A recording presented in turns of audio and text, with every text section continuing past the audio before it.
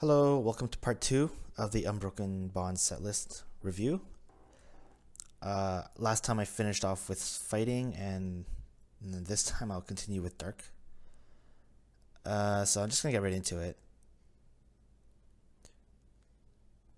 I actually really like this macro. I have a few effects like this, but being only one energy and the macro having 70 HP puts it above the cards I currently have in my cube. So I'm probably gonna add that. Of course, I ignore GX Pokemon. So this card's not very interesting. When you play this Pokemon from your hand to evolve one of your Pokemon during your turn, you may look at the top 6 cards of your deck. Choose any dark energy cards you find that are attached to this Pokemon, then shuffle the other cards back into your deck. Huh. I really like these effects where they happen when you evolve your Pokemon. This is energy acceleration. Dark doesn't really have energy acceleration except for the form of Dark Patch. I think this card is pretty strong. Because 6 cards, you're only running 40 cards. 7 of it's in your hand. 4 of them are in your prize cards. So you know there's going to be, like, I don't know, let's say like 28 cards. You have a pretty decent chance of hitting like 1 or 2 energies. So I think I might add this. Cause Dark is lacking a little bit right now in energy acceleration.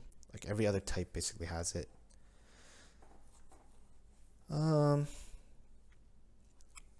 It's an interesting effect, the Spirit Tomb, but having only 60 HP means it's susceptible to one-hit knockouts. My cube is pretty fast, so this wouldn't keep up.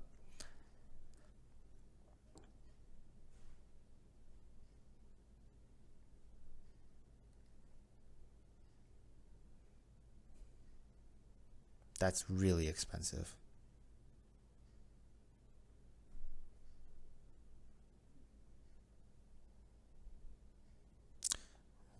That's I have a few effects like this in Dark and Metal, but it's more like next turn they'll be knocked out. This is this seems a little bit busted actually. Hmm. And this is very cheap. 2 Dark for 70 damage. It is stage 2, but 2 energy is very cheap. I might add this. Wow, that is really good actually. A little bit high on the HP, but 1 energy to reveal their hand, and you get to discard a card. Well, discard a Pokemon card, which is an effect I look for in Dark already. And then on top of that, you get to choose one of its attacks and use it. So if you discard like a card with a 4 energy attack, you can just use it and you get rid of that Pokemon. That's really strong. Plus the second attack is a milling. It is a mill, so it's kind of like a controlling effect. I don't really have mill in Dark, and this is quite expensive, so I don't see people using this. I see them using this first attack, especially in the early turns. Really dampen your opponent's strategies and stuff. Oh, so we're done with Dark. Onto Metal. Metal usually has no good effects, to be honest. And as I say, this is not bad. Damage mitigation is one of the archetypes of Metal, and this doesn't just affect one Pokemon, it affects all of your Metal Pokemon.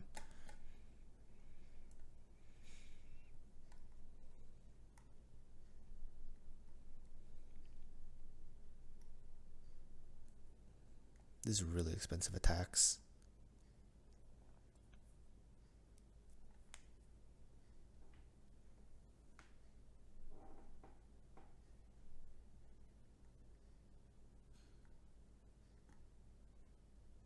Wow, a stage 1 with 150 HP. That's like as much as some of the stage 2s in Metal.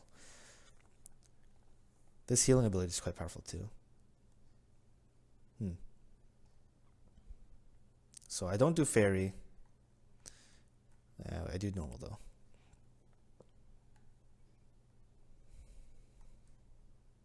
So in normal, I look for cards that are more supportive. Usually draw, heal, searching for cards and stuff like that.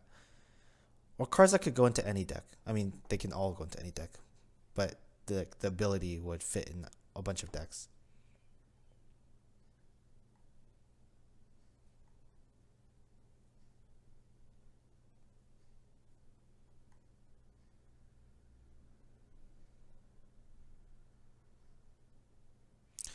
Generally with normal Pokemon, especially in stage 1 and stage 2, I really want abilities on them that can trigger every turn.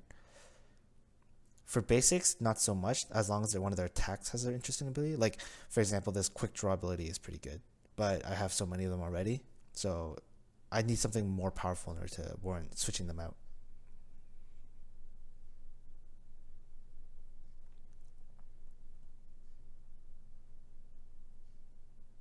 This is a cool ability, but I don't have enough special energy in my cube, so I don't see this as a very strong synergy.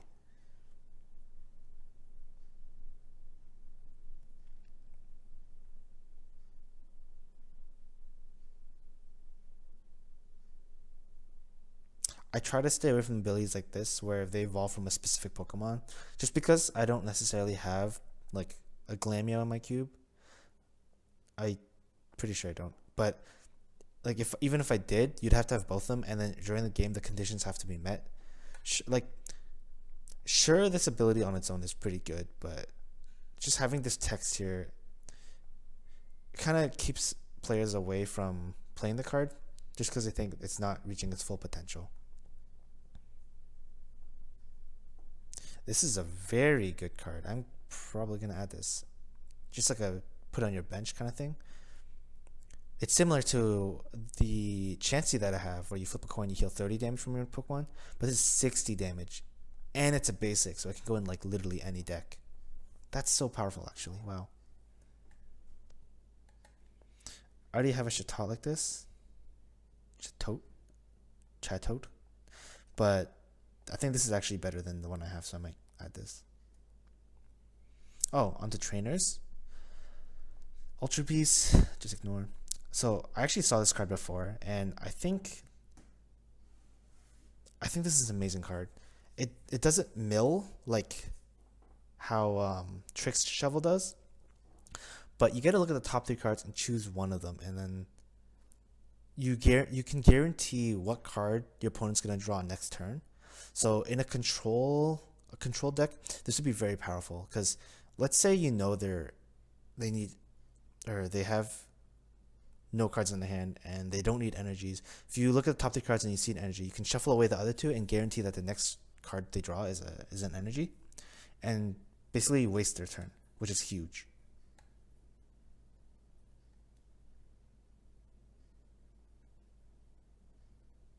This is just a better de-evolution spray. What the?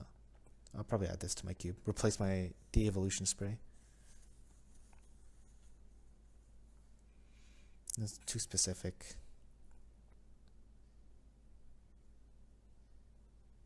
This is good, but I think it's still too specific. You'd have to. There's only a few cards that do this.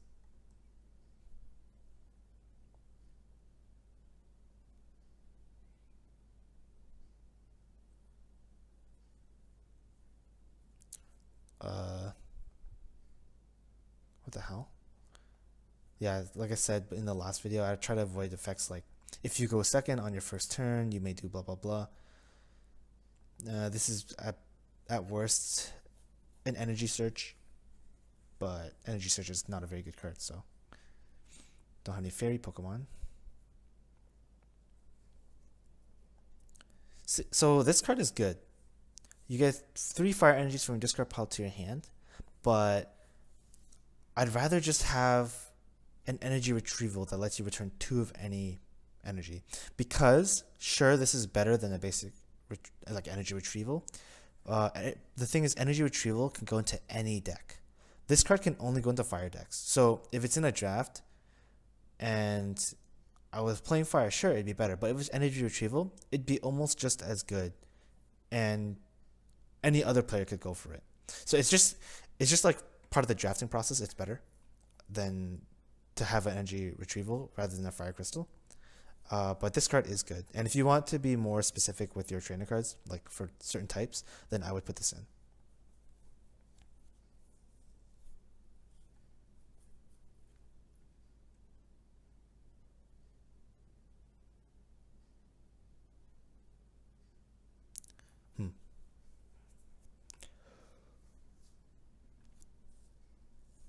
I think Giovanni's Exile is an interesting card.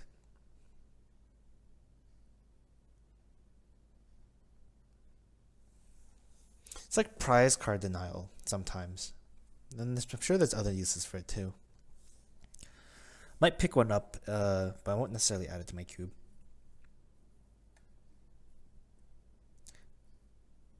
This is a pretty good card.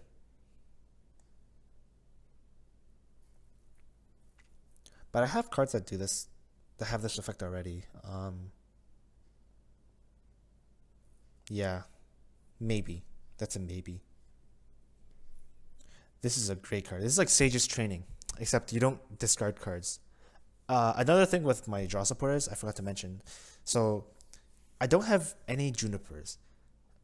And the reason for that is because I don't want players to be discarding the whole hand to draw a new card set of 7.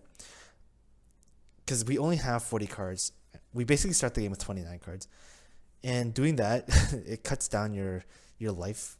Like, it cuts down how many turns you have to play by quite a lot. So I try to include cards that are like Shauna, shuffle your hand into your deck and draw 5 new cards. That way you don't mill yourself out. Otherwise, mill would be way too strong. It's already quite powerful, and having cards like that would just make it too strong. I do run Sage's Training because it's such a good card, but I would never run Professor Juniper. And I think this card is amazing because it's like Sage's Training without that discard aspect of it. This is definitely going to my cube. Poison Confused. It's like a, what do you call it? Hypnotoxic Laser. But instead of sleep, it's confused and it's guaranteed. You don't have to flip a coin for the second status effect.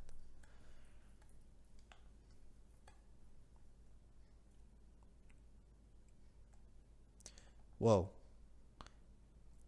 This basically lets you play 2 more supporter cards. This is good, but you have to have more prize cards. Well, that's not too bad actually. It's a pretty powerful effect. The only thing is you need to have 3 supporters in your hand, and we only have like maybe 6 or 7 supporters in your deck. I might pick one up, not necessarily add it. It's a maybe for me. This card is good, but it only affects fighting Pokemon.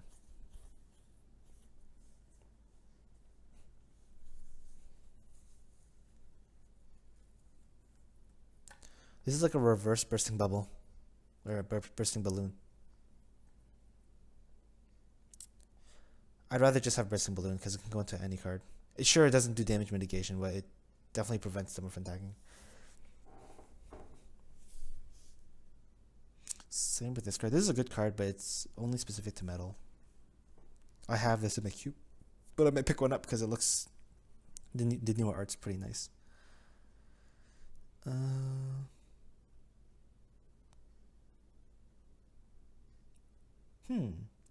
I have Silent Lab already, and I think Silent Lab is better because it affects all basic Pokemon. This one only affects Pokemon EX, and the reason I added Silent Lab was to affect Pokemon EX. So if I didn't have Silent Lab, then this would be okay too, but I think Silent Lab is just better because it still affects my Pokemon EX because they're all basic, and it affects other Pokemon too, especially like those supportive basic Pokemon.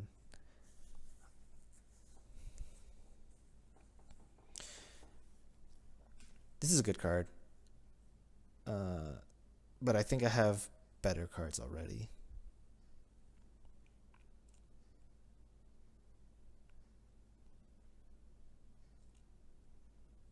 This is super confusing in my cube because we play with 2 active Pokemon.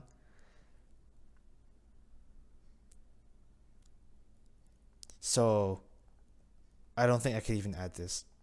It just caused too much confusion. Because if it says if both active Pokemon are the same type, does it mean my Pokemon and their Pokemon, or both of my Pokemon? It's a really, I actually love this card. Because for me, drawing 3 cards is the standard, but usually when you draw 3 cards, there's a downside. So like, I have Field Worker, which is draw 3 cards and the opponent draws 1, for example. This is straight up draw 4 cards in the right scenario. You still draw 2 cards at worst, which is still really strong. Unfortunately, I don't think I can add this to my cube.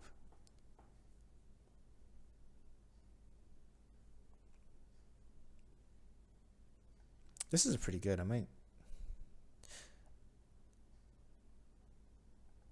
I might add this. Maybe.